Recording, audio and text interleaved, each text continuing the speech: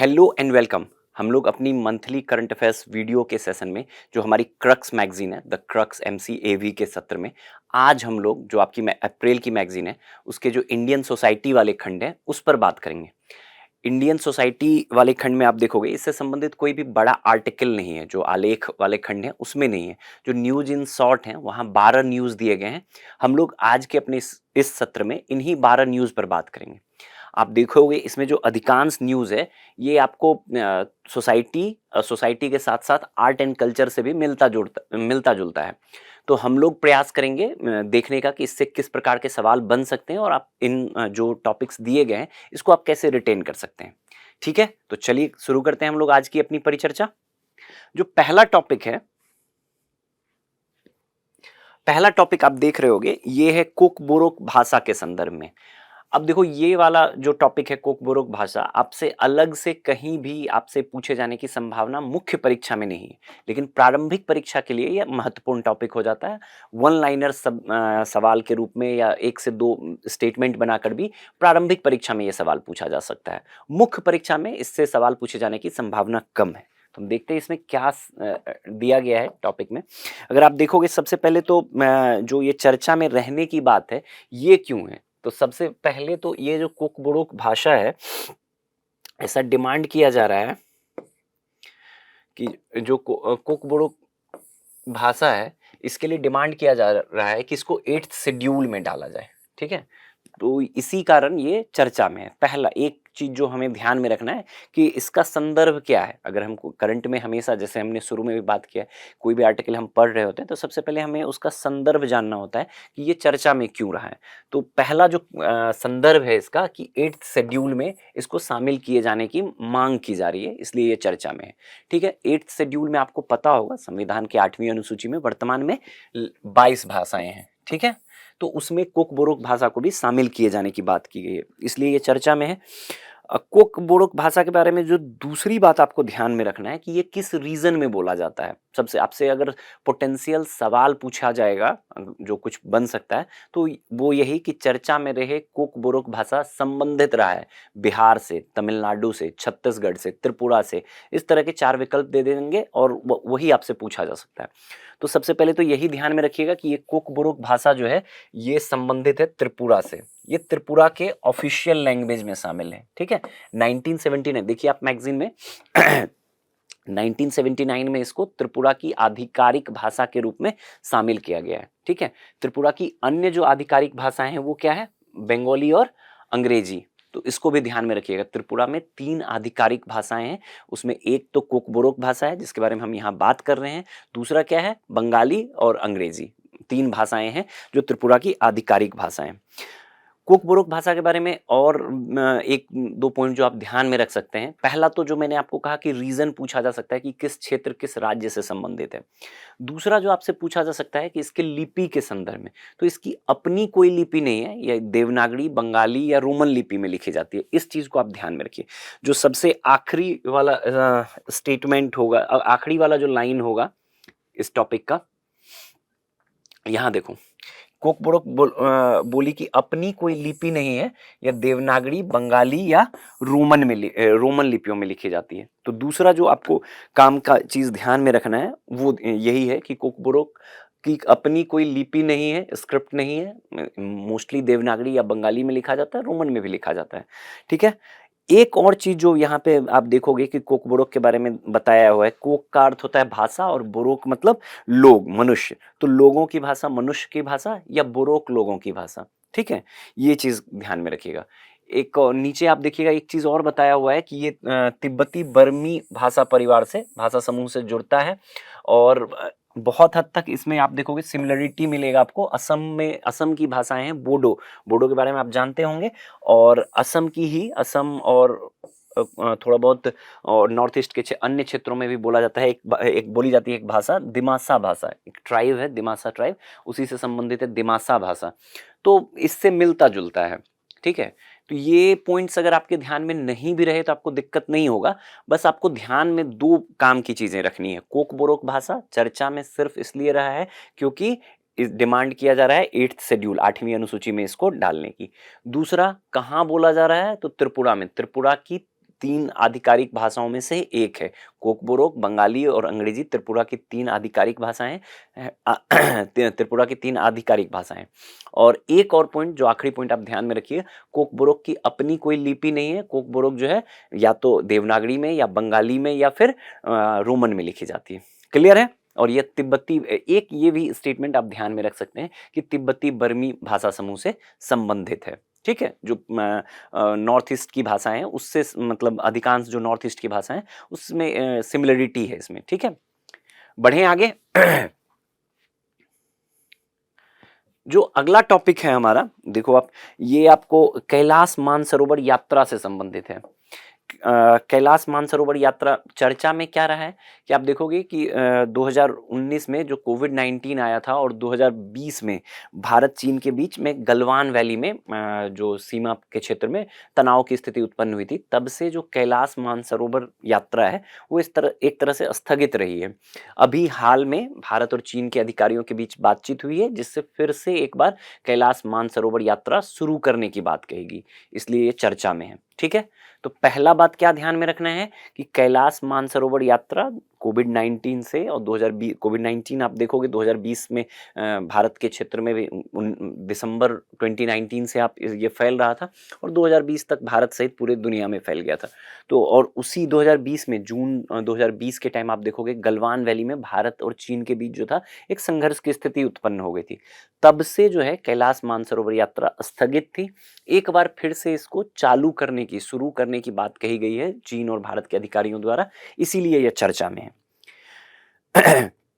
दूसरा, आप इसके दूसरा एक पॉइंट जो आप इसमें ध्यान में रखिएगा कि कैलाश मानसरोवर यात्रा को आयोजित करने के लिए कौन कौन सा मंत्रालय, कौन कौन सा डिपार्टमेंट मतलब जिम्मेदार रहता है या रिस्पॉन्सिबल है या सहभागी है, उस चीज़ को ध्यान में रखिएगा। देखिएगा आप यहाँ पे बताया हुआ है विदेश मंत्रालय, गृह मंत्रालय, उसके अलावा ITBP जो भारत तिब्बत सीमा पुलिस है वो, दिल्ली, सिक्किम और उत्तराखंड की सरकारों के साथ साथ कुमायूं मंडल विकास निगम, कुछ नाम दिए गए हैं, इसको आप ध्यान में, इसमें से कुछ नाम तो जरूर आप ध्यान में रखेंगे, जिसमें सबसे इंपॉर्टेंट तो आप ये दोनों मिनिस्ट्री, विदेश मंत्रालय और गृह मंत्रालय, साथ में ITBP, इसको लेके आपको दिक्कत नहीं मतलब होगा, क्योंकि ऑफ कोर्स जो कैलाश मानसरोवर की यात्रा है उसके लिए तिब्बत जाना है, तो आप थोड़ा लॉजिक भी लगाओगे। अगर कभी स्टेटमेंट इस तरह से दे दे कि कैलाश मानसरोवर यात्रा में संबंधित रहा है या से संबंधित विभाग हैं, तो उसमें ITBP को भी आप ध्यान में रखेंगे। ठीक है, फिर दिल्ली, सिक्किम और उत्तराखंड की सरकारें, देखो दिल्ली की सरकार तो है, सिक्किम और उत्तराखंड की सरकार इसीलिए है, अभी आपको क्लियर हो जाएगा कि कैलाश मानसरोवर की जो 2 प्रचलित मतलब मार्ग हैं, कैलाश मानसरोवर यात्रा के जो 2 प्रचलित मार्ग हैं वो एक सिक्किम से है और एक उत्तराखंड से, इसलिए सिक्किम और उत्तराखंड की सरकारें। साथ साथ आप यहाँ देखोगे कुमायूं विकास मंडल, ठीक है, द्वारा भी इसमें सहभागी रहता है, तो इस पॉइंट को भी आप ध्यान में रखिएगा। 2020 तक देखो जब तक चल रहा था ये 2 आधिकारिक मार्गों से संचालित किया जा रहा था, एक तो लिपुलेख दर्रा, जैसा मैंने कहा उत्तराखंड वाला 1981 से ये चल रहा था, और दूसरा नाथुला दर्रा से 2015, सिक्किम के नाथुला दर्रा से 2015 से चल रहा था। ठीक है, तो अभी तक जो 2020 में स्थगित होने से पहले पहले जो कैलाश मानसरोवर की यात्रा होती थी वो 2 क्षेत्रों से होती थी। आपको ध्यान, भारत के 2 राज्यों से 2 मार्गों का अनुसरण करके होती थी। एक जो सिक्किम का था जो 2015 में बाद में शुरू हुआ नाथुला दर्रा से, और जो उत्तराखंड का था लिपुलेख दर्रा से, ये 1981 से ही चल रहा था। ठीक, एक और पॉइंट जो इसमें आखिरी में दिया हुआ है, आप उसको भी ध्यान में रखिएगा कि ये जो है आपको हिंदुओं, जैनियों और बौद्धों के लिए अत्यधिक धार्मिक व सांस्कृतिक महत्व का है। ये पॉइंट स्टेटमेंट आपको फंसा सकता है। अगर कभी मान लो कि प्रारंभिक पर देखो, अगेन ये वाला जो टॉपिक है कैलाश मानसरोवर यात्रा, ये सीधे सीधे मुख्य परीक्षा में इससे एक मतलब टॉपिक के रूप में इससे सवाल बनने की संभावना नहीं है। प्रारंभिक परीक्षा के लिए बहुत पोटेंशियल वाला टॉपिक है, जैसा मैंने कहा कोकबोरोक भाषा के संदर्भ में वो भी बहुत पोटेंशियल वाला टॉपिक है। सिमिलरली ये वाला जो कैलाश मानसरोवर वाला टॉपिक है ये भी प्रारंभिक परीक्षा के लिए बहुत पोटेंशियल है, कभी भी आपसे सवाल पूछा जा सकता है और मल्टीपल स्टेटमेंट स्टेटमेंट में पूछा जा सकता है। वहां पे आपसे थोड़ा सा प्रॉब्लम कर सक आप अगर आप अवगत ना रहो। इन जनरल जो है हिंदुओं का काफी पवित्र स्थान माना जाता है कैलाश मानसरोवर। हाँ, जो हिंदू मान्यताएं हैं उसके अनुसार ऐसा माना जाता है कि जो शिव जी हैं उनका निवास स्थान है कैलाश मानसरोवर। लेकिन साथ साथ आप देखोगे यहाँ लिखा हुआ है कि जैनियों और बौद्धों से भी संबंधित है, के लिए भी सांस्कृतिक और धार्मिक महत्व का है। तो ये चीज आपको थोड़ा अगर आप अवगत ना रहो तो थोड़ा कंफ्यूजन क्रिएट कर सकता है। तो ध्यान में रखिएगा, बौद्धों और जैनियों से भी संबंधित रहा है, बौद्धों के इससे भी जुड़ा रहा है। और जैनियों के संदर्भ में ऐसा बताया जाता है कि जो जैन धर्म के पहले तीर्थंकर माने जाते हैं ऋषभदेव, उनसे जुड़ा रहा है। उनको लिबरेशन या उनको मुक्ति के संदर्भ में माना जाता है कि उनको ज्ञान यहीं पे प्राप्ति हुई।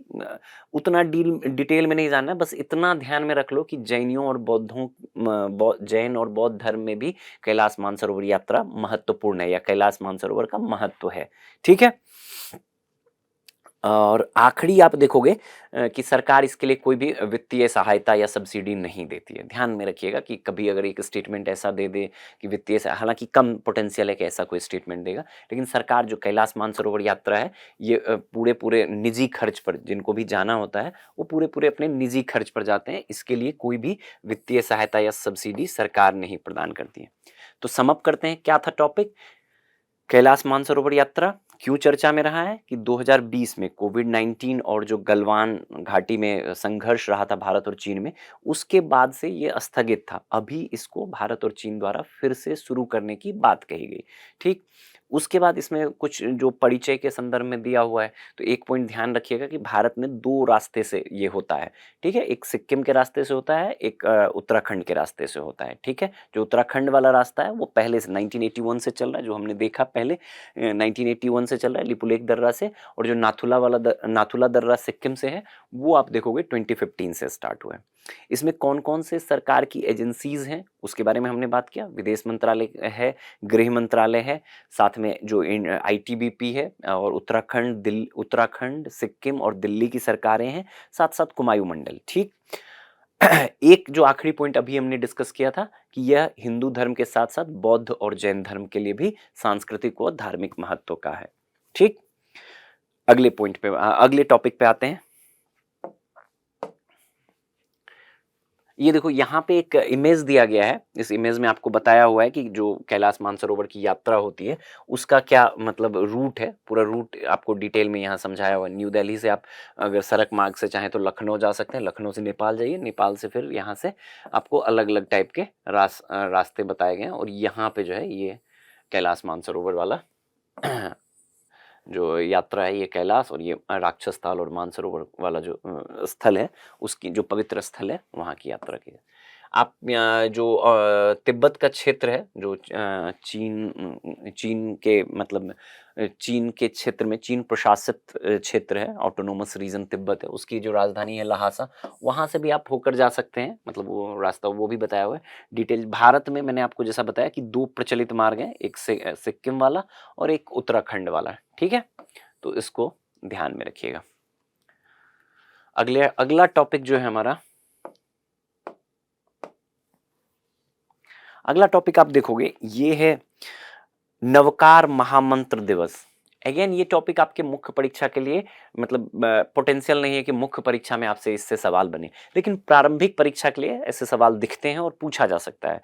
अभी तक हमने जो तीसरा टॉपिक ये देखा, ये भी मतलब समझ लो कि एक तरह से प्रारंभिक परीक्षा, तीनों टॉपिक मूलतः प्रारंभिक परीक्षा से ही के लिए ही महत्वपूर्ण रहे और प्रारंभिक परीक्षा से ही संबंधित रहे। तो सबसे पहले तो आपको यही ध्यान में रखना है कि ये नवकार महामंत्र दिवस जो है चर्चा में, सबसे पहला चीज करंट में कोई भी टॉपिक पढ़ रहे हैं तो चर्चा में क्यों है।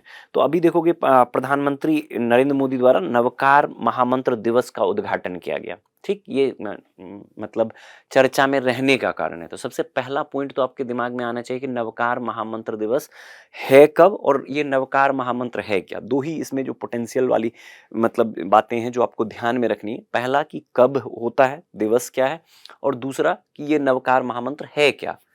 तो पहला तो आप एक पॉइंट ध्यान में रखोगे कि जो नवकार महामंत्र है 9 अप्रैल को सेलिब्रेट किया जाता है। ठीक है, 9 अप्रैल को मनाया जाता है और ये जैन धर्म से संबंधित है। बस ये 2 पॉइंट अगर आपके ध्यान में रहे तो प्रारंभिक परीक्षा में कभी भी अगर सवाल बने, अगर पूछा गया तो आप मतलब सहजतापूर्वक उसको कर सकते हो। इसमें इससे ज़्यादा और कुछ भी पूछे जाने की संभावना नहीं है। नवकार महामंत्र जो है मतलब जैन धर्म का एक प्रार्थना है, ठीक है? जैन धर्म में सबसे मतलब समझ लो कि सबसे जो प्रमुख प्रार्थनाओं में से एक माना जाता है नवकार महामंत्र को। तो आपसे सीधे सवाल पूछा जा सकता है कि चर्चा में रहे नवकार महामंत्र का संबंध है बौद्ध धर्म, जैन धर्म, हिंदू धर्म, इस तरह से ऑप्शन दे सकते हैं। तो आपको ये ध्यान में रखना है कि जैन धर्म से संबंधित है। नीचे देखोगे इसके माध्यम से, नवकार महामंत्र के माध्यम से जो है 5 सर्वोच्च प्राणियों का यह मंत्र जो है सम्मान करता है। अरिहंत, सिद्ध, आचार्य, उपाध्याय और सभी साधु। जो नॉर्मल किसी भी धर्म के संदर्भ में होता है, तो अरिहंत, सिद्ध, आचार्य, उपाध्याय और सभी साधु। अब देखो इतना डिटेल में मतलब ये पूछे जाने की संभावना कम है। बस आपको ये ध्यान में रह गया कि ये जैन धर्म से संबंधित है और 9 अप्रैल को सेलिब्रेट किया जाता है। तो अगर प्रारंभिक परीक्षा में कभी सवाल बना तो आप इजीली उसको कर सकते हो। दूसरा आप देखोगे ये जो नवकार महामंत्र के साथ नमोकार मंत्र है, इसको प्रधानमंत्री ने 9 अलग-अलग क्षेत्रों में जो जीवन को बेहतर बनाने वाले क्षेत्र हैं उसके संदर्भ में जोड़कर प्रदर्शित किया। अब देखोगे एक आपके साथ इमेज शेयर किया गया है, यहाँ देखो। ये जो है नमोकार मंत्र जो है, ये वही नवकार मंत्र पर आधारित प्रधानमंत्री जी द्वारा जीवन को बेहतर बनाने के लिए जो है मतलब ओवरऑल मतलब संपूर्ण मानव जीवन के लिए, मानवता कल्याण के लिए जो महत्वपूर्ण 9 मतलब क्षेत्र हैं उससे संबंधित बातें की गई है इसमें। आप इसको एक बार देख सकते हो। ठीक है, तो बस 2 पॉइंट इसमें प्रीलिम्स के लिए ही इंपॉर्टेंट रहेगा और 2 पॉइंट आपको ध्यान में रखना है। डेट 9 अप्रैल को, और पहला डेट 9 अप्रैल को, और दूसरा जो है ये जैन धर्म से संबंधित है। क्लियर है? अगला टॉपिक, अगले टॉपिक पे आते हैं। ये भी एक उत्सव से संबंधित है। देखो भरनी महोत्सव, ये भरनी महोत्सव के बारे में दिया गया है कि भरनी महोत्सव कहाँ क्या है, थोड़ा सा करंट में चर्चा में रहा है इसीलिए। अब देखो ये जो है मार्च अप्रैल में जो मलयालम कैलेंडर होता है उसका मीनम महीना होता है, उसमें ये भरनी महोत्सव कोंडंगल्लूर भरनी महोत्सव मनाया जाता है। ठीक है, इसलिए ये चर्चा में रहा। देखो यूपीएससी का सिलेबस अगर आपने पढ़ा होगा, जो 2013 में अपडेटेड सिलेबस आया, तो वहाँ त्योहार अलग से, पर्व, त्योहार, मेले, इस तरह का एक हेडिंग बना के दिया गया जिसके बारे में सवाल पूछे जाते हैं। और आर्ट एंड कल्चर में इस तरह के सवाल पूछे जाने की मतलब लंबी परंपरा रही है, काफ़ी सवाल पूछे जाते हैं। तो खास करके अगर इस क्षेत्र में भी आप देखोगे, ऐसे तो भारत जो है पर्व त्योहारों का देश है। हर रीजन में, हर क्षेत्र में आप देखोगे समय समय पर अलग अलग तरह के पर्व त्योहार सेलिब्रेट किए जाते रहते हैं। तो कितना एक तरफ से रैंडमली कितना आप याद कर पाओगे। तो आम तौर पे हमें जो करंट में चर्चा में रहा है, करंट में थोड़ा भी चर्चा में रहा है, तो हम उसको ध्यान रखने का कोशिश करते हैं ताकि अगर उससे रिलेटेड कोई सवाल पूछा गया तो उसमें आप सहज रहो। ये जो पूछा गया है भरनी महोत्सव, हम लोग कौन सा अप्रैल महीने की मैगजीन देख रहे हैं। तो जैसा मैंने बताया कि आप इसके हेडिंग को पढ़ोगे, जो कंटेक्स्ट को पढ़ोगे, जो संदर्भ है, संदर्भ में चर्चा में क्यों है। तो भरनी महोत्सव जो है एक केरल के क्षेत्र में मनाया जाता है, पहला बात। और दूसरा, केरल में ये जो मलयालम कैलेंडर होता है उसके मीनम, यानी कि जो मार्च अप्रैल का महीना होता है वो मलयालम मीनम में आता है। देखो यह मलयालम महीने मीनम मार्च अप्रैल के दौरान होता है, इसीलिए ये अप्रैल की मैगजीन है। और वहाँ मलयालम मीनम जो इस समय पड़ता है, उस टाइम ये त्यौहार सेलिब्रेट किया जाता है, इसलिए ये आपकी मैगजीन में है, चर्चा में है।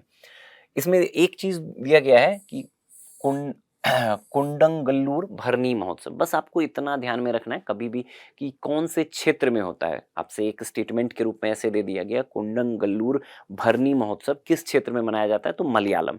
और यह जो भद्रकाली देवी हैं, मतलब हिंदू धर्म की मान्यताओं के अनुसार जो काली माँ है, उनमें उनका एक रूप भद्रकाली है, उसके जन्म महोत्सव के रूप में इसको सेलिब्रेट किया जाता है। नीचे आप देखोगे दिया हुआ है, यह भरनी त्योहार भद्रकाली हिंदू देवी के जन्म का उत्सव मनाता है, इसी से संबंधित है। ठीक है, ये देखोगे कोंडंगल्लूर भरनी त्रिशूर के कोंडंगल्लूर में श्री कुरुम्बा भगवती मंदिर का वार्षिक उत्सव है। तो आप इतना डिटेल में हो सकता है पूछ ले अगर चर्चा में रहा उस टाइम, और न्यूज़ में किसी अन्य कारणों, अभी जैसे अप्रैल महीने में है, पेपर बनाने वक्त लोगों के ध्यान में, जो एग्जामिनर होंगे उनके ध्यान में अगर आया या किसी अन्य कारण से ये चर्चा में रहा, तो इससे सवाल बन सकता है, थोड़ा डिटेल में भी बन सकता है। लेकिन आपको बस अगर दो बातें याद रह गई, जैसे भरनी महोत्सव जो है ये भद्रकाली, जो हिंदू देवी भद्रकाली हैं उनके जन्म महोत्सव से संबंधित है, और केरल में मीनम महीने में, मतलब मार्च अप्रैल का जो महीना होता है उसमें मलयालम कैलेंडर के अनुसार मीनम महीने में मनाया जाता है। बस इतनी बातें आपको ध्यान में रखनी है। अगला टॉपिक देखो, अगले टॉपिक की तरफ बढ़े। अगला फिर से एक उत्सव के बारे में है, पांचवा टॉपिक है आपके इस सोशल इशू वाले खंड का, पारंपरिक फसल उत्सव। ये कंटेक्स्ट में आप देखोगे कि अप्रैल के महीने में मनाया जाता है बैसाखी का त्योहार, और बैसाखी जो है उत्तर भारत में काफी प्रसिद्ध प्रचलित त्योहार है। इसी समय जो बैसाखी का त्योहार है, इसी समय देश के अलग अलग भागों में अलग अलग प्रकार के त्योहार मनाए जाते हैं। मैंने आपको अभी पहले ही बताया, भारत जो है पर्व त्योहारों का एक देश है। कई सारे, हर क्षेत्र में आपको हर मतलब समय के लिए अलग अलग प्रकार के त्योहार मनाए जाते हैं। आप देखोगे कि मकर संक्रांति का जो समय होता है, मकर संक्रांति के समय में भी आपको अलग अलग क्षेत्रों में अलग अलग प्रकार के त्योहार मनाए जाते हैं, अलग अलग नाम से जाने जाते हैं। त्योहार तो मोर और लेस एक ही तरह का रहता है, तो उसमें क्षेत्रीय विविधता रहती है और नाम में भी थोड़ी सी विविधता रहती है। ठीक है। यहाँ पे जो है पारंपरिक फसल उत्सव के रूप में एक हेडिंग जो दिया गया है, इसमें आप देखिएगा कि 13 और 14 अप्रैल को बैसाखी का त्योहार मनाया जाता है। ठीक, सबसे पहले तो आप यही ध्यान में रखिए कि 13 आमतौर पे 13 और 14 अप्रैल को देश के विभिन्न भागों में पारंपरिक फसल उत्सव मनाया गया। याद करो, आर्ट एंड कल्चर में हमने अभी एक टॉपिक पढ़ा था, जलियांवाला बाग नरसंहार का 106वां वर्षी। उससे थोड़ा कनेक्ट करने का कोशिश करो। मॉडर्न हिस्ट्री में आपने पढ़ा होगा कि जो जलियांवाला बाग हत्याकांड जो हुआ था, वो कौन सा दिन था? वो बैसाखी का छुट्टी का दिन था, इसलिए बहुत सारे लोग वहां एकत्रित हुए थे। और तारीख क्या थी? 13 अप्रैल 1919। उससे भी आप ध्यान में रख सकते हो कि आमतौर पे जो बैसाखी का त्योहार मनाया जाता है, वो अप्रैल के महीने में, यही 13 अप्रैल के आसपास मनाया जाता है। ठीक है। अब आते हैं जो टॉपिक में और कुछ बातें दी गई है। बैसाखी सौर कैलेंडर और फसल कटाई के मौसम के आरंभ का प्रतीक है। फसल कटाई आप देखोगे इस टाइम में जो रबी की फसल होती है, विशेष करके गेहूं को अगर आप देख लोगे तो अलग अलग क्षेत्रों में जहां भी गेहूं की खेती होती है वहां गेहूं कटाई की जाती है, तो फसल कटाई से जुड़ता है। ठीक है। बैसाखी सौर कैलेंडर और फसल कटाई के मौसम के आरंभ का प्रतीक है। मुख्य रूप से पंजाब में मनाया जाता है। ठीक है। बैसाखी सामान्यतः 13-14 अप्रैल को होती है, वही बात अभी हमने किया है। फिर देखो, हिंदू कैलेंडर के अनुसार यह दिन बैसाख महीने के पहले दिन मनाया जाता है। ठीक है। जो बैसाखी है, यानी कि बैसाख में, जो हिंदू में आप देख, हिंदू कैलेंडर जो है चैत्र माह से शुरू होता है, उसका दूसरा महीना जो है बैसाख, और बैसाख का जो पहला दिन होता है उसी दिन बैसाखी सेलिब्रेट किया जाता है। फिर नीचे देखोगे कि इस दिन संपूर्ण भारत में अलग अलग प्रकार के क्षेत्रीय त्योहार मनाए जाते हैं, जो मूलतः फसल कटाई के मौसम के आरंभ को प्रदर्शित करता है या उसके आरंभ से संबंधित है। क्लियर सी बात है। आप देखोगे इसी तरह का मतलब बैसाखी के टाइम में ही उड़ीसा में पाना संक्रांति, पश्चिम बंगाल में पोइला बैसाख, असम में रोंगाली बिहू, तमिलनाडु में पुथंडू, बिहार में बैसाखी, केरल में विशु या पूरम विशु शामिल है। सेम जैसा मैंने कहा कि आपको मकर संक्रांति या जो भी त्योहार का समय है, आप देखोगे नाम अलग अलग होगा, थोड़ी क्षेत्रीय विविधता होगी, लेकिन लगभग पूरे भारत में उस दिन को सेलिब्रेट, उस समय को सेलिब्रेट किया जाता है त्योहार के रूप में। सिमिलरली बैसाखी मूलतः पंजाब और उत्तर भारत के क्षेत्र में अधिक सेलिब्रेट किया जाता है, लेकिन इसी समय में अलग अलग क्षेत्रों में, आप बंगाल में पोइला बैसाख, आप केरल के क्षेत्र में देखोगे, आप तमिलनाडु के क्षेत्र में देखोगे, आप असम के क्षेत्र में देखोगे, अलग अलग क्षेत्रों में आपको त्योहार सेलिब्रेट किए जाते हैं। ठीक है। यही बात है इसमें, मतलब बहुत ज्यादा समझने वाली तो कोई बात है नहीं। बस आप इतना, एक जो मैंने शुरू में बताया, आप इतना ध्यान रखिएगा कि बैसाखी जो है अप्रैल महीने में बैसाख का पहला दिन होता है, एक पॉइंट जो ध्यान रख सकते हैं। और 13 आम तौर पर 13-14 अप्रैल को मनाया जाता है, ठीक है। और इसको मैंने कनेक्ट किया आपको जलियांवाला बाग हत्याकांड से। जो जलियांवाला बाग हत्याकांड हुआ था वो बैसाखी के दिन हुआ था, आपने मॉडर्न हिस्ट्री में पढ़ा होगा, और वो 13 अप्रैल की तिथि थी। तो आप इससे भी कनेक्ट कर सकते हो कि आमतौर पे ये 13 अप्रैल को ही सेलिब्रेट, जो बात यहाँ लिखा गया है कि 13 या 14 अप्रैल को सेलिब्रेट किया जाता है, उसी संदर्भ में। क्लियर है? अगले टॉपिक पे बढ़ते हैं। अगला टॉपिक देखोगे लोधी गार्डन के संदर्भ में। अब देखो ये लोधी गार्डन के संदर्भ में जो पॉइंट दिया गया है, इसमें दिया गया है कि नई दिल्ली में स्थित लोधी गार्डन ने एक सार्वजनिक उद्यान के रूप में अपनी स्थापना के 89 वर्ष पूरे किए। अब देखो इससे थोड़ा सा कंफ्यूजन हो सकता है। देखो लोधी गार्डन कह रहा है कि सार्वजनिक उद्यान के रूप में अपनी स्थापना के 89 वर्ष पूरे किए। अब लोधी गार्डन एक जो कॉमन मतलब जानकारी है कि ये मतलब लोधी वंश या मिडिएवल पीरियड से जुड़ता है, मतलब इसका, तो फिर इसकी स्थापना के 89 वर्ष कैसे हुए? मतलब इसका तो ज़्यादा होना चाहिए, 500 साल होना चाहिए कम से कम इसके स्थापित होने का। तो नहीं, यही पॉइंट हमें ध्यान में रखना है। जो यहाँ पे आप पढ़ोगे तो सबसे पहले जो है, मतलब जो आधिकारिक रूप से ब्रिटिश काल में इस जो आज का लोधी गार्डन है, इसका ब्रिटिश काल में आधिकारिक रूप से 9 अप्रैल 1936 को मतलब एक प्रॉपर, जो आज जिस फॉर्म में आपको ये उद्यान दिखता है, इसका उद्घाटन किया गया था। उस टाइम के जो वाइसराय थे, उनकी पत्नी वेलिंगटन वाइसराय थे, उनकी पत्नी लेडी वेलिंगटन द्वारा 9 अप्रैल 1936 को आधिकारिक रूप से, जो वर्तमान स्वरूप दिखता है हमें लोधी गार्डन का, इसका मतलब इनॉग्रेशन, उद्घाटन किया गया था, ठीक है। तो इसीलिए ये मतलब 9 अप्रैल, हम अप्रैल का न्यूज़ देख रहे हैं, तो इसीलिए ये लिखा गया है। देखो 9 अप्रैल 1936 को लेडी वेलिंगटन द्वारा किया गया था उद्घाटन, ठीक है।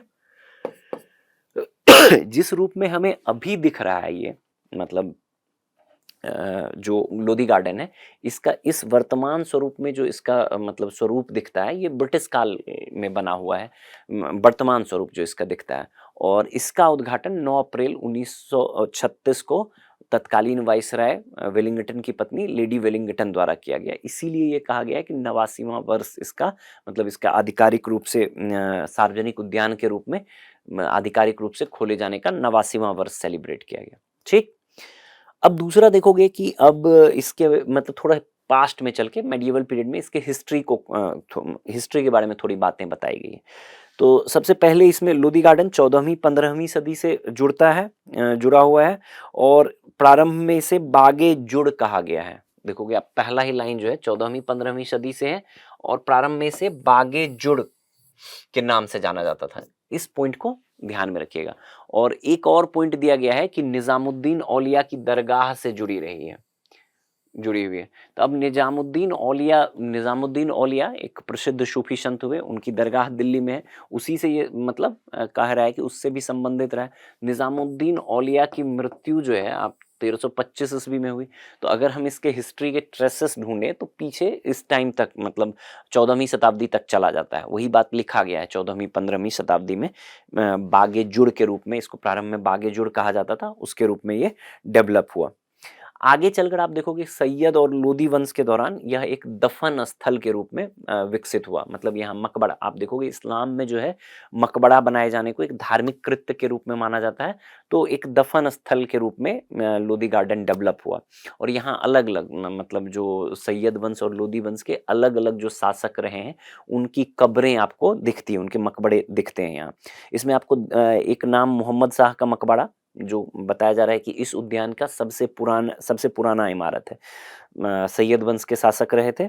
उसके अतिरिक्त आप देखोगे सिकंदर लोधी का मकबरा, सिकंदर लोधी वंश के मतलब एक प्रसिद्ध शासक के रूप में इनकी चर्चा मिलती है। इसके अतिरिक्त और भी कुछ बताया गया है कि शीश गुंबद के संदर्भ में बताया गया है, एक बड़ा गुंबद के संदर्भ में बताया गया है। और खैरपुर सतपुला पुल, जो खैरपुर सतपुला पुल है, तो उसके संदर्भ में एक पॉइंट आपको नीचे देखोगे कि ये अकबर के दरबार के कुलीन नवाब मिर्जा द्वारा निर्मित एक जल पुल है। इससे यह साबित होता है कि मुगल पीरियड में भी यहाँ पे कुछ कार्य हुए। तो अब अगर आपको इसमें ध्यान में क्या रखना है लोधी गार्डन में, तो सबसे पहले जो वर्तमान स्वरूप में एक सार्वजनिक उद्यान के रूप में प्रसिद्ध है लोधी गार्डन, तो ये कब चालू हुआ? ये ब्रिटिश काल में चालू हुआ 9 अप्रैल 1936 को। लेडी वेलिंगटन जो तत्कालीन वाइसराय थे वेलिंगटन, उनकी पत्नी द्वारा उद्घाटन किया गया। ठीक, लेकिन इसके प्रारंभिक अगर इतिहास को हम देखें तो ये मेडिएवल पीरियड में 14वीं 15वीं सदी तक जाता है। सबसे पहले आप देखोगे तो जो निजामुद्दीन औलिया रहे उससे संबंधित थोड़ा बहुत जुड़ता है। आगे चलकर आप देखोगे सैयद और लोधी वंश के बहुत सारे शासक, सैयद वंश के शासक प्रमुख शासक मोहम्मद शाह का मकबरा रहा है, और लोधी वंश के प्रसिद्ध शासक सिकंदर लोधी का मकबरा भी यहाँ मिलता है। ठीक, और एक और पॉइंट इसमें जो अंतिम वाला पॉइंट है खैरपुर सतपुला पुल, कि इससे यह साबित होता है कि अकबर के काल से भी संबंधित रहा है, यानी कि मुगल काल में भी यहाँ पे कुछ कार्य हुए थे। बस इतना ही पॉइंट ध्यान में रखना है। अगेन इससे भी मुख्य परीक्षा में कोई भी सवाल पूछे जाने के चांसेस कम है, प्रारंभिक परीक्षा में के लिए भी पोटेंशियल कम है, बट पूछा जा सकता है आपसे सवाल। ठीक है, अगर और थोड़ा चर्चा में रहा तो इससे एक सवाल बन सकता है। अगला टॉपिक देखो, अगला टॉपिक है यात्रा महोत्सव। सबसे पहले तो यही जो यात्रा महोत्सव है ये होता क्या है और किस क्षेत्र में होता है, इसके बारे में आपको मतलब थोड़ा सा ध्यान रखना चाहिए। तो सबसे पहले जत्रा या जत्रापाला जो है, यह एक प्रकार का बंगाली प्रसिद्ध प्रचलित मतलब बंगाली लोक मंच है। ठीक है, मतलब रंगमंच है, जहाँ पे आमतौर पर जो है खुले मैदान में प्रदर्शित किया जाता है, और इसकी एक खासियत है, दर्शकों के साथ परस्पर संचार का अवसर होता है इसमें। जो यात्रा महोत्सव है, देखो, यात्रा या यात्रापाला एक लोकप्रिय पारंपरिक बंगाली लोक रंगमंच है। ठीक है, तो आप सबसे पहले तो यही ध्यान में रखिएगा कि एक प्रसिद्ध बंगाली रंगमंच है, लोक रंगमंच है। इसकी एक खासियत क्या है, क्या लिखा है, खुले मैदान में प्रदर्शित किया जाता है, जिससे दर्शकों के साथ परस्पर संचार का अवसर मिलता है, ये इसकी विशेषता है। ये इंपॉर्टेंट है। अगेन ये मुख्य परीक्षा के लिए बहुत ज्यादा इंपॉर्टेंट नहीं होगा, लेकिन प्रारंभिक परीक्षा के लिए इंपॉर्टेंट हो सकता है, और ये जो पहला स्टेटमेंट दिया गया है इसी से आपको सवाल बन सकता है। तो सबसे पहले जत्रा या जत्रापाला जो है बंगाली लोक रंगमंच है, आमतौर पर खुले मैदान में प्रदर्शित किया जाता है, और इसकी एक विशेषता क्या है कि दर्शकों के साथ, जो ऑडियंस है उसके साथ परस्पर संवाद का इसमें विकल्प होता है या संवाद का मौका मिलता है। दूसरा इसका एक कंटेक्स्ट को अगर देखोगे कि अभी चर्चा में ये क्यों रहा है, तो आप चर्चा में रहने के इसका कारण है कि त्रिपुरा अपने पारंपरिक कला रूपों, संस्कृति और विरासत को संरक्षित करने के उद्देश्य से यात्रा उत्सव का आयोजन करने जा रहा है। मतलब यात्रा उत्सव मतलब यात्रा जो रंगमंच है उसके माध्यम से जो त्रिपुरा की पारंपरिक कला रूप, संस्कृति, विरासत है उसके बारे में लोगों को अवगत करेगा। अगर ये लोक रंगमंच का प्रदर्शन होगा, मतलब यात्रा एक लोक रंगमंच है, इसका प्रदर्शन होगा, और उसके प्रदर्शन के माध्यम से क्या किया जाएगा, जो त्रिपुरा की पारंपरिक कला, संस्कृति, विरासत है उसके बारे में जानकारी फैलाई जाएगी, तो लोगों को जानकारी मिलेगी। मैंने आपको शुरू में बताया कि इससे क्या होगा कि लोगों जो दर्शक हैं उसके साथ, जो ऑडियंस है उसके साथ संवाद का अवसर होता है, तो लोग बेहतर तरीके से जो त्रिपुरा के की संस्कृति है उसके बारे में जान सकेंगे। ठीक है, अगला देखोगे इसमें बताया गया है यात्रा शब्द जो यात्रा से निकला है, यात्राशील नाट्य प्रदर्शन के रूप में, मतलब घूम घूम कर इसके मतलब नाटक के रूप में प्रदर्शन, रंगमंच के रूप में इसका विकास हुआ है। क्षेत्र आप देखोगे यात्रापाला पश्चिम बंगाल, उड़ीसा, असम और त्रिपुरा में, वही जो पूर्वी भारत बंगाल के बंगाल का क्षेत्र, बंगाल के आसपास के का क्षेत्र रहा है, पश्चिम बंगाल है, त्रिपुरा है, असम है, उड़ीसा है, उस क्षेत्र में ये प्रचलित रहा है।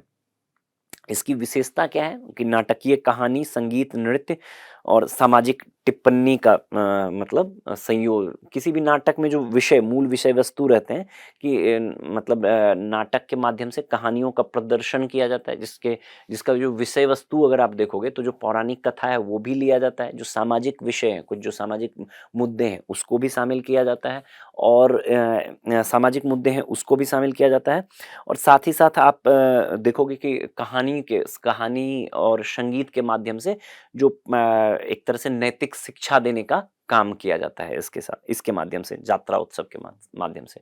तो आपको क्या ध्यान में रखना है इस पूरा जो टॉपिक है इससे, सिर्फ और सिर्फ 2 पॉइंट। यात्रा उत्सव बंगाली लोक रंगमंच है और इसकी विशेषता क्या है कि मतलब इसमें ऑडियंस के साथ प्रत्यक्ष संवाद का एक अवसर होता है, पहला बात। दूसरा कि ओडिशा द्वारा अपने दूसरा त्रिपुरा द्वारा अपने जो पारंपरिक कला संस्कृति और विरासत की चीजें हैं उसका प्रदर्शन यात्रा महोत्सव के द्वारा करके उसके बारे में जानकारी मतलब फैलाने का काम किया जा रहा है, ऐसा डिसीजन लिया गया है त्रिपुरा द्वारा। ठीक है, तो इसीलिए ये चर्चा में रहा। और तीसरा और अंतिम पॉइंट जो आप याद रखिएगा, इसका जो विषय वस्तु है, पौराणिक कथाएं हो सकती है, सामाजिक मुद्दे के विषय हो सकते हैं, जिसको नाटक और संगीत के माध्यम से एक तरह से नैतिक शिक्षा देने का काम करता है। आप देखोगे अधिकांश जो रंगमंच है उसका मूल उद्देश्य यही होता है। ठीक है, अगले टॉपिक पर आते हैं, महावीर जयंती।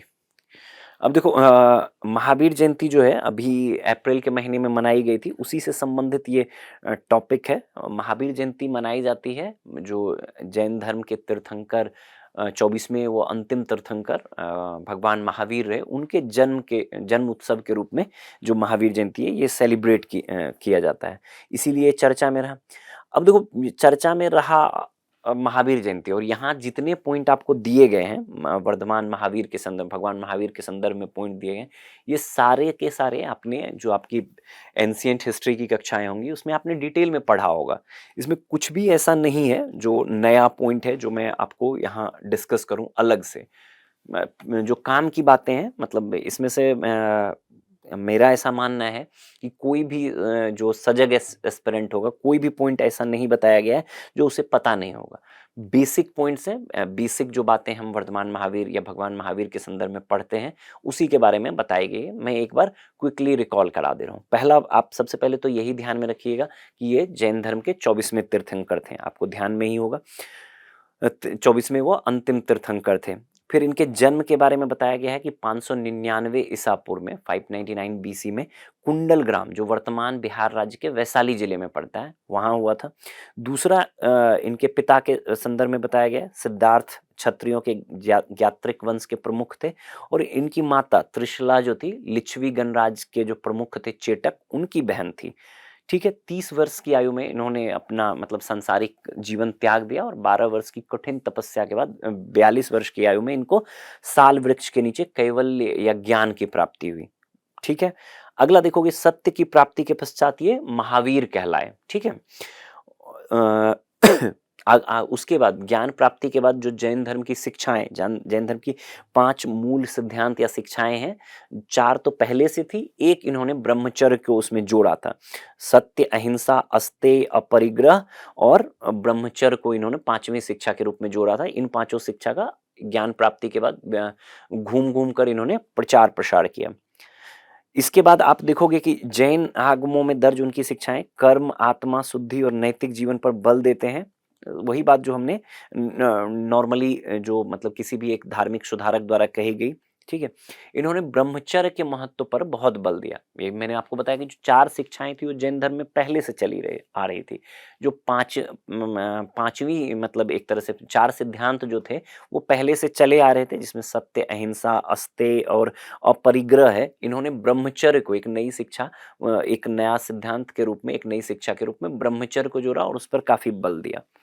फिर आगे देखोगे कि इन त्रिरत्न, जैन धर्म में त्रिरत्न का कंसेप्ट है, सम्यक ज्ञान, सम्यक दर्शन और सम्यक आचरण, उस पर भी काफी बल दिया गया।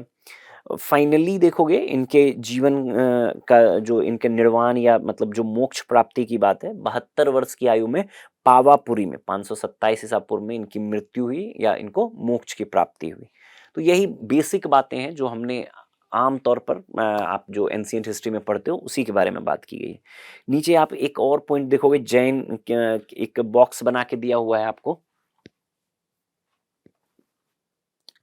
एक बॉक्स बनाकर यहाँ दिया हुआ है, क्या आप जानते हैं? इसमें अगर आप देखोगे तो इसमें जैन शब्द के संदर्भ में बताया गया कि जैन शब्द की उत्पत्ति संस्कृत शब्द जिन से हुई है, पहला बात, जिसका अर्थ क्या होता है? जिन मतलब विजेता, जो अपनी इंद्रियों पर विजय प्राप्त कर लिया, विजेता, उसे जैन जिन कहा गया, उसी से जैन बना है। फिर नीचे आप देखोगे कि भगवान महावीर के बारे में बताया गया कि भगवान महावीर ने अपने जीवन में जो है भगवान महावीर को जिन कहा गया क्योंकि इन्होंने जो इनकी इनकी जो इंद्रियां हैं उस पर इन्होंने नियंत्रण किया, उस पर विजय प्राप्त किया, तो इसलिए इनको जिन कहा गया। नीचे एक और पॉइंट दिया गया है कि महावीर की शिक्षाएं आम बोलचाल की भाषा में दी गई थी। ये भी इंपॉर्टेंट, आप देखोगे कि जो भी धर्म जो प्रमुख धार्मिक सुधार हुआ या धार्मिक सुधारक हुए, चाहे आप बौद्ध धर्म की बात करो, चाहे आप जैन धर्म की बात करो, या आगे चलकर आप मेडिवल पीरियड में जब आप भक्ति आंदोलन के बारे में पढ़ते हो, तो ये सभी जो है आम बोलचाल, जो आम जनता, इनको किससे कम्युनिकेट करना है? आम लोगों से। तो इनकी भाषाएं कौन सी होगी? आम लोगों की भाषा होगी। तो वही बात बताया गया है कि आम भाषा, आम लोगों की भाषा अर्धमागधी में कही गई। बाद में फिर नीचे बताया गया कि जैन धर्म जो है दो भागों में बट गया, दिगंबर, श्वेतांबर। जो दिगंबर हो गए, जो आमतौर पे आप देखते हो नग्न जो रहते हैं, जो दिगंबर मतलब आप समझ लो कि इन्होंने आकाश को ही अपना आवरण बना लिया है, दिगंबर, ठीक है। इसी से आमतौर पे ये नग्न रहते हैं। और दूसरा जो है श्वेतांबर, जो श्वेत वस्त्र धारण करते हैं। इसमें मतलब दो भागों में जो जैन धर्म बटा उसके नीचे आप देखोगे और कुछ बताया हुआ है कि कई सारे अजात शत्रु, बिंबिसार, उसके बाद आप देखोगे, आपने एंशिएंट हिस्ट्री में पढ़ा होगा जो चंद्रगुप्त मौर्य रहे, वो भी अपने जीवन के अंतिम काल में जैन हो गए। तो कई सारे शासकों का भी समर्थन मिला, जिससे भी जैन धर्म काफी फला फूला। इसी संदर्भ में बातें की गई। तो जितनी भी बातें इस आर्टिकल में देखो, करंट कंटेक्स्ट है कि महावीर जयंती मनाई गई, भगवान महावीर का जन्म उत्सव मनाया गया, लेकिन एक भी पॉइंट आप देखोगे कि जो ऐसा नहीं है जो आपने करंट की चीजें हैं, सारी की सारी आपकी स्टैटिक, जो आपने करंट, जो आपने एंशिएंट हिस्ट्री में पढ़ा है, वही रिपीट हुआ है। ठीक है, तो उसमें कुछ भी नया नहीं था, कुछ भी समझने के लिए अलग से नहीं था। पोटेंशियल हमेशा रहता है, जैन धर्म बहुत ही इंपॉर्टेंट हॉट फेवरेट रहता है, यूपीएससी हो, स्टेट पीसीएस हो, कहीं भी, तो कभी भी आपसे वो सवाल बन सकता है। ठीक है, अगला टॉपिक देखिएगा, बी आर अम्बेडकर जयंती। बी आर अम्बेडकर, अभी अप्रैल के महीने में बी आर अम्बेडकर जयंती मनाएगी। तो अम्बेडकर जयंती जो आमतौर पे बी आर अम्बेडकर की जयंती 14 अप्रैल को मनाई जाती है। 14 अप्रैल उनका जन्म दिवस होता है, तो उसी 14 अप्रैल को इनकी जयंती मनाएगी। और यहाँ पे अगेन इसमें फिर से कोई नई बात ऐसी नहीं है जो आपसे अलग से यहाँ पे करंट कंटेक्स्ट में ऐसा है जो आपने, जहाँ भी आप मॉडर्न हिस्ट्री में जो प्रमुख व्यक्तित्व वाला सेगमेंट है उसमें हम पढ़ते हैं अलग अलग प्रमुख व्यक्तित्व मॉडर्न इंडियन हिस्ट्री के मेकर्स के रूप में। तो वहाँ हम जो बाबा साहब भीमराव अम्बेडकर रहे उनके बारे में काफ़ी डिटेल से पढ़ते हैं, तो वही सारी बातें यहाँ रिपीट हो गई। कुछ भी नया आपको नहीं है इसमें, कोई भी ऐसी बातें नहीं है जो नई है, जो आप वहाँ पढ़ रहे हो वही बातें रिपीट है इस टॉपिक में भी। लेकिन ये काफ़ी मतलब आपका पोटेंशियल वाला सेगमेंट है। यहाँ से जैसे मैंने बताया कि जैन धर्म वाला महावीर जयंती, जितने भी बातें थे वो पढ़ रखा था, वो भी पोटेंशियल वाला है। उसी तरह ये भी जो बी आर अम्बेडकर जयंती है, इससे संबंधित जो बी आर अम्बेडकर जयंती एक न्यूज़ है कि 14 अप्रैल को मनाया जाता है। बाकी इस न्यूज़ आर्टिकल में आप जितने भी पॉइंट्स देखोगे वो सारे स्टैटिक वाले हैं, वो सारे इंपॉर्टेंट हैं। मुख्य परीक्षा में कभी भी आपसे पूछा जा सकता है कि आधुनिक भारत, किसी भी एंगल से आधुनिक भारत के में मतलब स्वतंत्रता से पूर्व और स्वतंत्रता के बाद बाबा साहब भीमराव अम्बेडकर के योगदानों का परीक्षण कीजिए, योगदानों की चर्चा कीजिए, किसी भी प्रकार का सवाल बन सकता है। आप देखोगे जो सिलेबस है यूपीएससी का, उसमें व्यक्तित्व वाला एक खंड है मॉडर्न हिस्ट्री में, और यूपीएससी ने पूर्व में अलग अलग व्यक्तित्व के संदर्भ में प्रश्न पूछ रखा है। तो आगे भी कभी भी आपसे बी आर अम्बेडकर पर सवाल पूछा जा सकता है। आपको जो बेसिक इंफॉर्मेशन है, जो बेसिक फैक्ट्स हैं, वो याद होने चाहिए। ठीक, तो आज़ादी से पहले भी इनकी क्या भूमिका रही थी और आज़ादी के बाद भी इनकी क्या भूमिका रही थी, दोनों आपके दिमाग में होनी चाहिए, और कुछ तथ्य भी आपके यहाँ पे ध्यान में होने चाहिए। तो प्रारंभिक परीक्षा के लिए भी ये टॉपिक जो है बहुत महत्वपूर्ण है, और मुख्य परीक्षा के लिए भी पोटेंशियल है।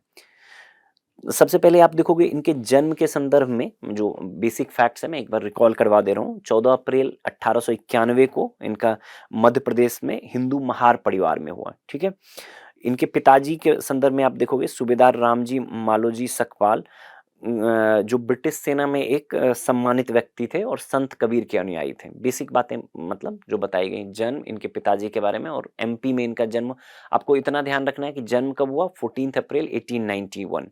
इनके पिताजी जो थे वो सूबेदार थे, ब्रिटिश सेना में थे, ये ध्यान में रखिएगा। और जन्म स्थल जो है इनका, ये आपको मध्य प्रदेश है, ये ध्यान में रखिएगा, महू मध्य प्रदेश। आगे इनकी शिक्षा के संदर्भ में बताया गया कि बॉम्बे विश्वविद्यालय से इन्होंने अर्थशास्त्र और राजनीति विज्ञान में बीए किया। उससे आगे जो पढ़ाई के लिए ये कोलंबिया यूनिवर्सिटी गए, वहाँ से अर्थशास्त्र में एमए और पीएचडी किया। इनकी थीसिस के संदर्भ में भी बताया गया है। और फिर फर्दर जो इन्होंने लंदन स्कूल ऑफ इकोनॉमिक्स से भी इकोनॉमिक्स में पढ़ाई की। देखो आमतौर पर जब भी हम बाबा साहब अम्बेडकर के बारे में पढ़ते सुनते हैं, तो वहाँ पे देखोगे एक समस्या रहेगी, लोग इनके पॉलिटिकल कंट्रीब्यूशन या कॉन्स्टिट्यूशन निर्माण के कंट्रीब्यूशन में बहुत बातें करते हैं, पब्लिक डोमेन में इंफॉर्मेशन बहुत ज़्यादा रहती है, लेकिन इनके एक अर्थशास्त्री के रूप में मतलब इनकी जो भूमिका रही है, इनका जो योगदान रहा है, उसके बारे में तुलनात्मक रूप से कम बातें होती हैं। तो एक अर्थशास्त्री के रूप में भी डॉक्टर भीमराव अंबेडकर की भूमिका बहुत महत्वपूर्ण रही थी, इनके कार्य बहुत महत्वपूर्ण रहे हैं, उस पर भी लोगों को जानकारी होनी चाहिए। वही बातें यहाँ बताई गई हैं। तो सबसे पहले तो आप यही एक ध्यान में रखिएगा कि जो इन्होंने बॉम्बे विश्वविद्यालय से अर्थशास्त्र में पढ़ाई करी थी, अर्थशास्त्र में बीए किया था, आगे जो एमए है और पीएचडी वो कोलंबिया यूनिवर्सिटी से इकोनॉमिक्स में ही किया था, और लंदन स्कूल ऑफ इकोनॉमिक्स से में भी इन्होंने पढ़ाई की थी। इनका जो एक शोध कार्य ब्रिटिश भारत में प्रांतीय वित्त का विकास, ये वाला जो है, देखो यहां पे जो है इनका शोध कार्य ब्रिटिश भारत में प्रांतीय वित्त का विकास शीर्षक से प्रकाशित हुआ। इसको भी ध्यान में रखना है, ठीक है। आपसे कभी भी ये दिया जा सकता है एक स्टेटमेंट। देखो डॉक्टर भीमराव अंबेडकर हमेशा फेवरेट रहेंगे यूपीएससी के, और मतलब वन ऑफ द मतलब सबसे जो महत्वपूर्ण फाउंडिंग फिगर्स रहे हैं मॉडर्न इंडिया के, मेकर्स ऑफ मॉडर्न इंडिया में, तो वो एक सबसे बड़े चेहरे के रूप में है। तो इनके बारे में हमें छोटी छोटी इन्फॉर्मेशन के बारे में भी अच्छे से ध्यान में रखना चाहिए। कभी भी आपको 3 स्टेटमेंट 2 स्टेटमेंट दे सकता है कि डॉक्टर भीमराव अंबेडकर के संबंध में निम्नलिखित कथनों पर विचार करिए, और यही एक स्टेटमेंट दे देगा कि ब्रिटिश भारत में प्रांतीय वित्त का विकास शीर्षक से इन्होंने एक थीसिस कार्य या एक शोध कार्य प्रकाशित किया था। तो और दिया जा सकता है, तो इसलिए आप इसको ध्यान में रखिएगा। आगे आप देखोगे इनके संविधान निर्माता के रूप में इनकी भूमिका की चर्चा की गई। इसके बारे में हम आम तौर पे पब्लिक डोमेन में बहुत बातें होती है। जो संविधान की प्रारूप समिति थी उसके अध्यक्ष थे, और इन्होंने मतलब जो संविधान निर्माण है उसमें बहुत महत्वपूर्ण भूमिका निभाई। मतलब ये बच्चा बच्चा जानता है, तो इसमें तो दिक्कत होने वाली कोई बात नहीं है। नीचे देखोगे कि ये भारत के पहले विधि मंत्री रहे थे, ये भी ध्यान में रखिएगा। नीचे आपको ये दिया होगा, भारत के पहले विधि और न्याय मंत्री थे, और कश्मीर मुद्दा, भारत की विदेश नीति और हिंदू कोड बिल के प्रति नेहरू की नीति से मतभेद व्यक्त करते हुए 1951 में अपने मंत्री पद से इस्तीफा दे दिया। ठीक है, ये ध्यान रखिएगा। कभी भी आपको ये दिया जा सकता है एक स्टेटमेंट, तो भारत के मतलब प्रथम स्वतंत्र भारत के प्रथम विधि मंत्री के रूप में इन्होंने कार्य किया, पहली बात ये ध्यान में रखिएगा। और इस्तीफा देने का मूल कारण 3 रहा। सबसे प्रमुख तो एक तो हिंदू कोड बिल वाला जो बात था वो, दूसरा कश्मीर का मुद्दा, और तीसरा जो विदेश नीति थी। इन सब पर नेहरू, जो प्रथम प्रधानमंत्री पंडित जवाहरलाल नेहरू रहे, उनके साथ जो मतभेद थे उसके कारण उन्होंने इस्तीफा दे दिया था। नीचे एक पॉइंट और देखोगे, इनके बारे में बताया गया कि ये भी पब्लिक डोमेन में काफी चर्चित बात है कि बौद्ध धर्म को इन्होंने स्वीकार किया। तो उसके बारे में एक फैक्ट है, इसको ध्यान में रखिएगा। 1954 में नेपाल के काठमांडू में जागतिक बौद्ध धर्म परिषद में बौद्ध भिक्षुओं द्वारा बोधिसत्व की उपाधि दी गई। ये ध्यान में रखिएगा, इनको बोधिसत्व की उपाधि दी गई। तो एज इट इज ये स्टेटमेंट एक तथ्य के रूप में आपको दिया जा सकता है और सवाल पूछा जा सकता है। ठीक है, नीचे आप देखोगे कुछ इनकी रचनाओं के बारे में बात की गई है। प्रमुख रचनाएं जो ये यूपीएससी और अलग अलग स्टेट पीसीएस में कई बार ये सवाल पूछा गया है। तो आपको एज इट इज जितने भी नाम यहाँ दिए गए हैं वो आपको एज इट इज याद होनी चाहिए। मूक नायक एक समाचार पत्र इन्होंने, मतलब जो पाक्षिक समाचार पत्र था 1920 में। उसके बाद प्रॉब्लम ऑफ रुपीज, ये भी काफी फेमस रचना रही थी, रुपए एक समस्या। बहिष्कृत भारत समाचार पत्र 1927 में। में प्रकाशित हुआ। जाति का उन्मूलन, एनिहिलेशन ऑफ कास्ट जो है 1986 में काफ़ी प्रचलित किताब है इनकी। उसके बाद the untouchables, who are they, who are the Shudras, काफ़ी प्रसिद्ध इनकी जो रचनाएं रही हैं। भाषाई राज्यों पर विचार। तो इन सारी चीज़ों को मतलब जो भी यहाँ पे मतलब इनकी रचनाओं के बारे में बताया गया है एज इट इज़ आपको ध्यान में होना चाहिए, एज इट इज़ सवाल में आपको दिख सकता है, मिसमैच में दिख सकता है, या इस तरह से कि निम्नलिखित रचनाओं पर विचार करिए, इनमें से कौन डॉक्टर भीमराव अंबेडकर की रचनाएं हैं, तो 3 दे दिया, 2 इनका दे दिया, 1 किसी और का दे दिया, तो एज इट इज़ पूछा जा सकता है, ये याद रखना है। एक और पॉइंट, जैसा मैंने बताया आपको, आर्थिक, एक अर्थशास्त्री के रूप में इनकी भूमिका आमतौर पे थोड़ी-सी कम चर्चित रहती है, वो आप ध्यान दें। जब भी आप लिखोगे आपके आंसर में एक अर्थशास्त्री के रूप में डॉक्टर भीमराव अंबेडकर की भूमिका की चर्चा करोगे, तो आंसर की क्वालिटी बढ़ जाएगी आपकी। आप देखोगे नीचे दिया हुआ है, जो आरबीआई के गठन के लिए जो हिल्टन यंग कमिटी थी, उनको भी अंबेडकर साहब ने सिफारिशें दी थी। तो ये पॉइंट अगर आप कभी भी आपके आंसर में मेंशन करोगे, तो आपके आंसर की क्वालिटी बढ़ जाएगी। इसको एज इट इज मार्क कर लो। हिल्टन यंग आयोग, इसके बारे में नाम सुन ही रखा होगा आपने। अंबेडकर की सिफारिशों से भारतीय रिजर्व बैंक की स्थापना में योगदान दिया। मतलब हिल्टन यंग आयोग जो था, उसी की सिफारिश पे आरबीआई बना था 1935 में। उनको जो है भीमराव अंबेडकर ने उनको भी कुछ सजेशन दिए थे इस संदर्भ में। फिर उनके विधिक कार्य के संदर्भ में आप देखोगे 1934 में अखिल भारतीय कपड़ा श्रमिक सम्मेलन का बचाव किया तथा 1929 में व्यापार विवाद अधिनियम की कमियों को प्रकट किया। उन्होंने अनुच्छेद 32 को, आपने पॉलिटी में पढ़ा होगा, एक लाइन बताया हुआ है कि अनुच्छेद 32 में निहित संवैधानिक उपचारों के अधिकार को भारतीय संविधान का हृदय व आत्मा कहा है। ये भी एक मतलब बहुत ही पॉपुलर फैक्ट है। अन्य देखोगे कुछ संस्थाओं से, सबसे नीचे आप देखोगे कुछ संस्थाओं के संदर्भ में बात की गई है कि जिन संस्थाओं से ये जुड़े रहे थे। 1924 में बहिष्कृत हितकारिणी सभा, फिर 1927 में महार सत्याग्रह का नेतृत्व, 1930 में नासिक में कलाराम सत्याग्रह, अछूतों के लिए मंदिर प्रवेश आंदोलन, स्वतंत्र लेबर पार्टी का गठन, 1936 भारतीय बौद्ध महासभा की स्थापना, 1955। और सबसे आखिर में आप देखोगे एक पॉइंट दिया गया है कि 1990 में मरणोपरांत इन्हें जो है भारत रत्न, भारत का जो सर्वोच्च नागरिक सम्मान है, वो प्रदान किया गया। इसको लेकर भी आप देखोगे कि थोड़ी विवाद की स्थिति रहती है, तो आपको ध्यान में रखना है कि इनको भारत रत्न दिया गया था, 1990 में दिया गया था। ठीक है। एक ऊपर में आप देखोगे बी आर अम्बेडकर और जाति उन्मूलन, शुरू में ही आप देखोगे मैगजीन में, यहाँ देखो बी आर अम्बेडकर और जाति उन्मूलन के बारे में थोड़ी सी बातें की गई। ये जो जाति का उन्मूलन की उत्पत्ति मूल रूप से 1936 में इनका मतलब एक भाषण लिखा गया था, जो मतलब बाद में मतलब प्रोग्रेसिव हिंदुओं की बैठक के लिए लिखा गया था, लेकिन इसमें कुछ ज़्यादा ही एग्रेसिव तरीके से इसको मतलब उत्तेजक सामग्री के कारण इसे कभी ऑफिशियली जारी नहीं किया गया। बाद में डॉक्टर अंबेडकर ने स्वयं प्रकाशित किया, जिससे भारत में यह जाति विरोधी विचार का आधारभूत ग्रंथ बन गया। तो ये एक मतलब शुरुआती दिनों में जो जाति का उन्मूलन की उत्पत्ति है, जाति का उन्मूलन जो है एक मतलब बहुत ही समझ लो एग्रेसिव भाषण के रूप में रहा है इनका, माना जाता है।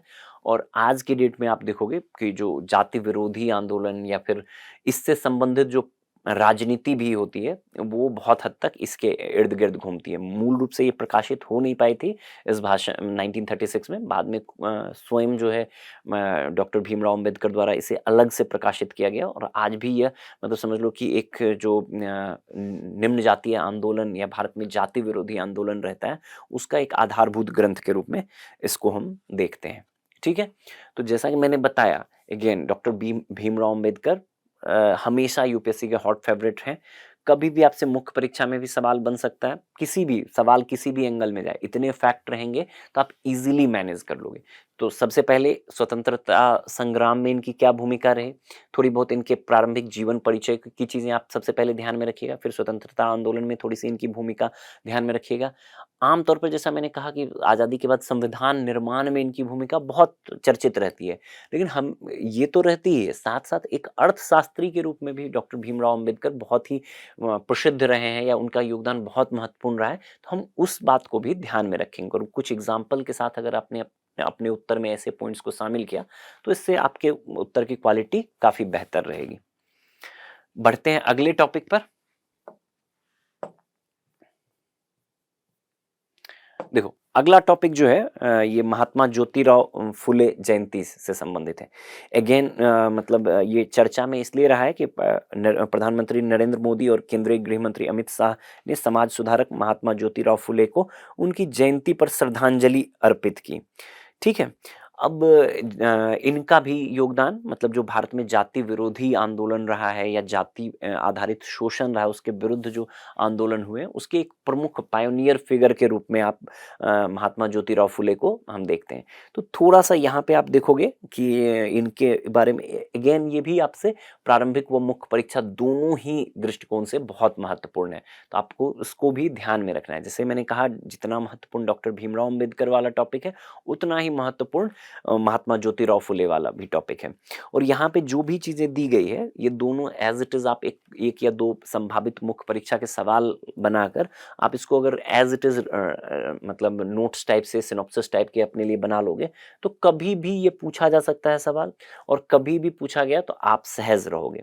प्रारंभिक परीक्षा के हिसाब से तो जो फैक्ट दिए गए हैं ये आपको ध्यान में रखने हैं।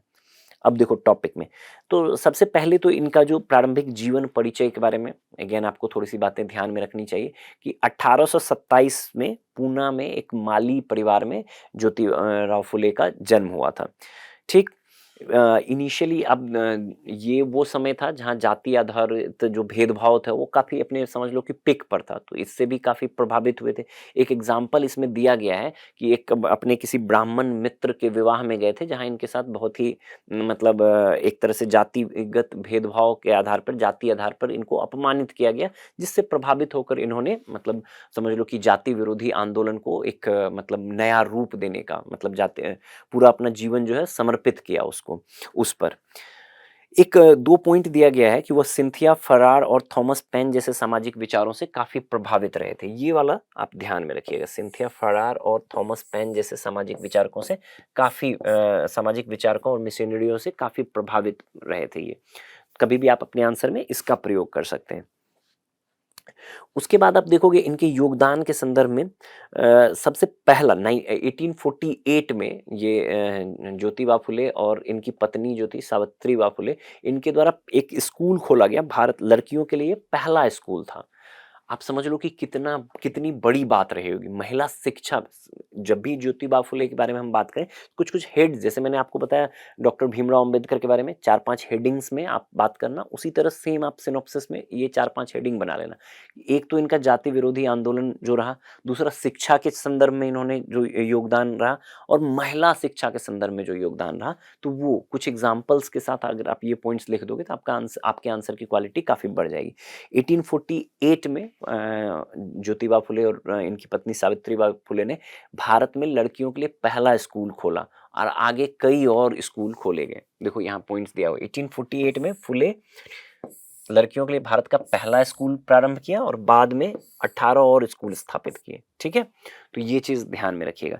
नीचे आप देखोगे कि इन्होंने मजदूरों और किसानों के लिए रात्रि स्कूल मतलब जो इवनिंग स्कूल का कॉन्सेप्ट है समझ लो, उस टाइम इन्होंने सोचा और इसको चालू भी किया।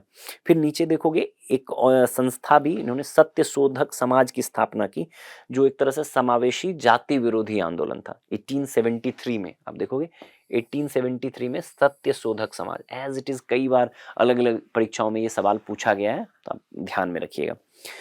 फिर एक पॉइंट नीचे आप देखोगे, यह ब्रह्म समाज और आर्य समाज जैसे उच्च जाति के नेतृत्व वाले सुधारों का विकल्प प्रस्तुत करता है। आप देखोगे कि इस समय तक जो ये सामाजिक धार्मिक सुधार आंदोलन का काल है, मतलब आप देखोगे राजा राम मोहन राय, ईश्वर चंद्र विद्यासागर, कई और धर्म सुधारक निरंतर मतलब इस टाइम में 19th सेंचुरी में ये टाइम पीरियड है यहाँ पे काम कर रहे थे। तो आमतौर पर मतलब जो ये पॉइंट कह रहा है कि जो और मतलब समाज सुधार आंदोलन थे वो उसका नेतृत्व उच्च जाति तथाकथित उच्च जाति के लोगों के हाथ में था, तो उसका एक तरह से विकल्प इन्होंने प्रस्तुत किया मतलब सत्य शोधक समाज के माध्यम से। ठीक है, फिर इनकी एक रचना है गुलामगिरी। ये भी आपने जरूर सुन रखा होगा। इसके विषय वस्तु के बारे में भी आप देखिएगा। इन उन्होंने गुलामगिरी नामक पुस्तक लिखी जो अमेरिकी क्रांति के लिए लड़ने वाले अमेरिका के लोगों को समर्पित किया। आप देखोगे कि अमेरिकी क्रांति में जो वहाँ के गुलाम थे, अमेरिकी क्रांति में सबसे पहले जो वहाँ जो काले लोग थे, जो दास थे, उन्होंने भी संघर्ष किया था। और आगे चलकर जो अमेरिका का गृह युद्ध, सिविल वॉर होता है, उसमें आप देखोगे कि एक सिविल वॉर के बाद ही जो वहाँ पे दास व्यवस्था है उसको समाप्त किया गया था। तो उसी तरह उसकी तुलना की है, अपनी गुलामगिरी पुस्तक के माध्यम से उनको समर्पित किया है। अमेरिका के जो दास व्यवस्था के विरुद्ध लड़ने वाले लोग थे उनको समर्पित किया है। और साथ ही साथ भारत में जो जाति आधारित शोषण रहा है उसको भी उससे कनेक्ट किया है, उसी तरह से जोड़ने का प्रयास किया है। आखिरी में एक आप देखोगे इनकी मतलब 2-3 चीज़ें, सार्वजनिक सत्य धर्म एक पुस्तक की चर्चा मिलेगी आपको। यहाँ देखो, सार्वजनिक सत्य धर्म पुस्तक जैसे लेखन से सांप्रदायिक धर्म को खारिज कर दिया और सार्वभौमिक मानव समानता पर बल दिया। ये देखो, जब भी इनके प्रासंगिकता के बारे में लिखोगे तो एक तरह से इस रूप में ये संप्रदायवाद के भी विरुद्ध जाते हैं। जो सांप्रदायिक धर्म का जो सांप्रदायिक स्वरूप है उसका भी विरोध करते हैं और एक संपूर्ण मानव कल्याण से संबंधित धर्म की वकालत करते हैं या वैसी व्यवस्था की वकालत करते हैं। एक और जो इनकी मतलब रचना है, श्वेतकर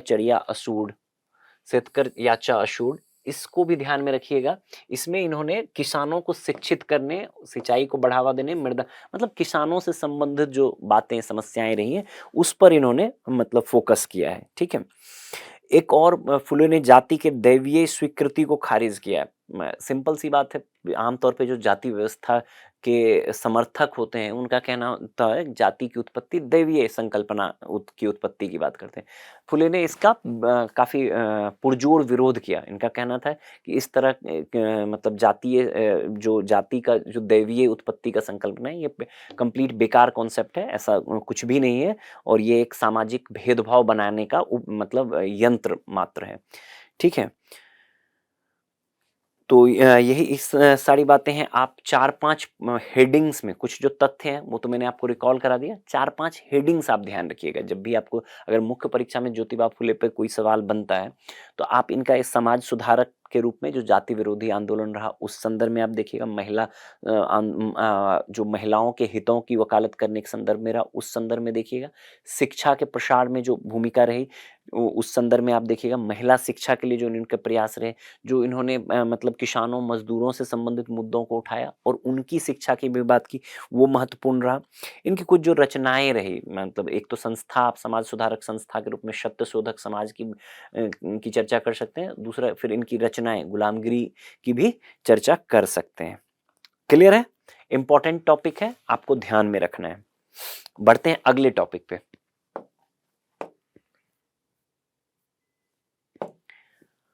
अगला टॉपिक देखो, ये है त्रिभुवन दास पटेल। ठीक है। त्रिभुवन दास पटेल के संदर्भ में सबसे पहले तो ये चर्चा में अगर आप देखोगे तो एक आनंद में त्रिभुवन दास सहकारी विश्वविद्यालय स्थापित करने के लिए एक विधेयक पारित किया है लोकसभा में, इसीलिए ये चर्चा में रहा है। आनंद गुजरात में है। आनंद एक बहुत ही हाउस होल्ड नेम है, आप जानते ही होंगे। जो अमूल जो मतलब भारत की सबसे प्रसिद्ध मतलब दुग्ध सहकारी संस्था रही है, जो दूध की सहकारी संस्था रही है अमूल, वो आनंद के क्षेत्र से ही रही है और बहुत ही सफल मॉडल रहा है और उसी से संबंधित रहे हैं ये त्रिभुवन दास पटेल जो रहे हैं, उसी से संबंधित। भारत में इनको सहकारिता का जनक माना जाता है, इसीलिए चर्चा में रहा। तो चर्चा में क्यों है कि लोकसभा ने एक विधेयक पारित किया है जिसमें कि आनंद में एक त्रिभुवन दास सहकारी विश्वविद्यालय स्थापित करने के लिए मतलब से संबंधित विधेयक रहा है और जो त्रिभुवन दास पटेल को समर्पित है, ठीक है, के नाम पर रखा गया है। इसी संदर्भ में आपको कुछ पॉइंट्स है और ये भी इम्पॉर्टेंट है। अब देखो अगेन, मुख्य परीक्षा के लिए ये टॉपिक बहुत इंपॉर्टेंट नहीं होगा लेकिन प्रारंभिक परीक्षा के लिए इम्पॉर्टेंट हो सकता है। जब भी आप देखोगे कि अमूल आंदोलन या जो आप व्हाइट रिवॉल्यूशन के बारे में, हम दुग्ध क्रांति के बारे में बात करते हैं, तो वर्गीज कुरियन के बारे में तो मतलब हम लोग सब जानते हैं, लेकिन त्रिभुवन दास पटेल मतलब वर्गीज कुरियन का नाम थोड़ा ज़्यादा पॉपुलर हो जाता है। त्रिभुवन दास पटेल की तुलना में। तो अगर आप नहीं अवगत होंगे तो आपको इसको ध्यान में रखना है, दोनों नाम आपको ध्यान, वर्गीज कुरियन का नाम भी ध्यान रखना है और त्रिभुवनदास पटेल का नाम भी ध्यान रखना है। तो पहला पॉइंट तो यही ध्यान रखिएगा कि लोकसभा ने त्रिभुवनदास सहकारी विश्वविद्यालय की स्थापना के लिए एक विधेयक पारित किया है। कहाँ होगा ये इस विश्वविद्यालय की स्थापना? तो गुजरात के अमूल में, ठीक है, गुजरात के आनंद में त्रिभुवनदास सहकारी विश्वविद्यालय, पहला पॉइंट, ठीक है। दूसरा, जो त्रिभुवनदास पटेल रहे हैं ये आपको भारत में सहकारिता आंदोलन के जनक माने जाते हैं। इनको मतलब सहकारिता आंदोलन का एक तरह से पायोनियर फिगर, फाउंडिंग फिगर्स में रहे हैं। दूसरा, एक कैरा सहकारी संघ का एग्जाम्पल दिया गया है। जो कैरा सहकारी संघ है 1946 में मोरारजी देसाई के आग्रह पर पोल्सन डेयरी द्वारा स्थानीय किसानों के शोषण के विरुद्ध में कैरा जिला सहकारी दुग्ध उत्पादक संघ की स्थापना की। इस पॉइंट को ध्यान में रखिएगा।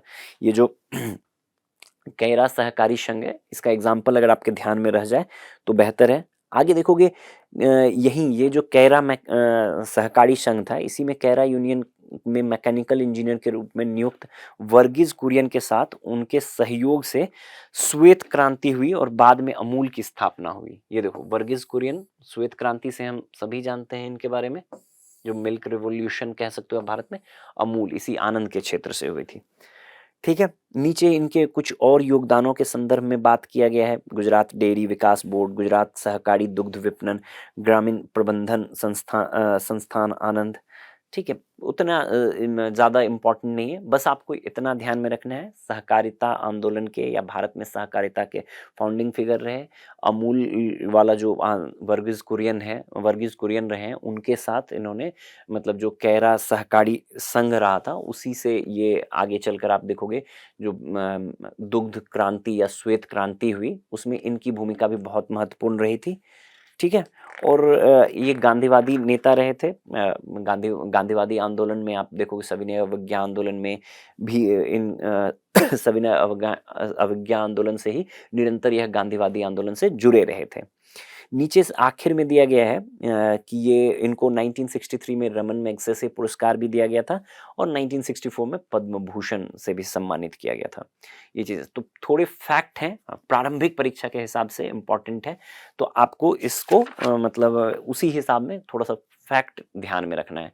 त्रिभुवनदास पटेल, सहकारिता आंदोलन, गुजरात, आनंद का क्षेत्र, और अभी वहीं आनंद में जो है आपको त्रिभुवनदास सहकारी विश्वविद्यालय स्थापित करने के लिए लोकसभा द्वारा विधेयक पारित किया गया है। इतने पॉइंट्स अगर आपके ध्यान में रहेंगे तो कभी भी प्रारंभिक परीक्षा में अगर आपसे सवाल पूछा जाएगा तो आप इजीली मैनेज कर लोगे। बढ़ते हैं अगले टॉपिक पे। अगला 12वां और अंतिम टॉपिक जो है इस खंड में वो है सरहुल त्योहार के संदर्भ में। तो अगेन देखो ये पूरे जो सेगमेंट रहा है इसमें पर्व त्योहार काफी छाए रहे। अब देखो कई सारे हमने त्योहारों के बारे में, अंतिम टॉपिक त्योहारों के बारे में बात किया और अंतिम टॉपिक भी जो है वो त्योहारों से ही संबंधित है।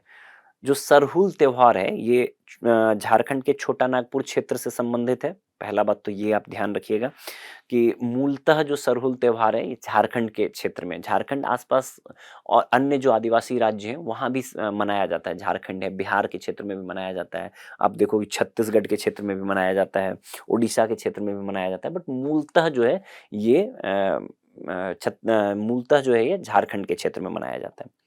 तो इसका